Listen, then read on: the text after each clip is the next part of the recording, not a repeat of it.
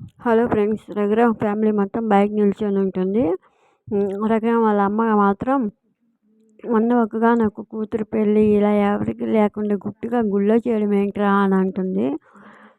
అప్పుడు రఘురాము శివరాం చెప్పిన మాటలు గుర్తు తెచ్చుకుంటా ఉంటాడు. శివరాం శౌర్య అని ఒకప్పుడు రామలక్ష్మి ప్రేమించింది కాబట్టి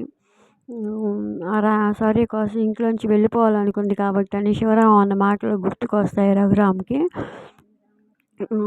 అలా గుర్తుకొచ్చి బాధపడుతూ పరువు కంటే నాకు నేనే ఎక్కువ కాదమ్మా ఇదెంత అని అంటాడు. అప్పుడు జానకి ఏమండి మన రామాన్ని కూడా తీసుకెళ్దామంటే తనకి నచ్చినవి తీసుకుంటుంది అని జానకి అంటే ఇంక నుంచి మన ఇష్టమే తన ఇష్టం కావాలి కాబట్టి ఏం అవసరం లేదు రా చాలు అంటూ బాధపడుతూ వెళ్తూ ఉంటాడు. ఇదంతా రామలక్ష్మి మాత్రం తండ్రి మాటలు విని చాలా బాధపడుతూ ఏడుస్తూ లోపలికి వెళ్ళిపోతుంది. ఇది ఫ్రెండ్స్ ప్రోమో, 3వ తారీఖు రాబోయే ప్రోమో. ప్లీజ్ మీకు వీడియో నచ్చితే లైక్ చేయండి, సబ్స్క్రైబ్ చేయండి friends. Thank you for watching.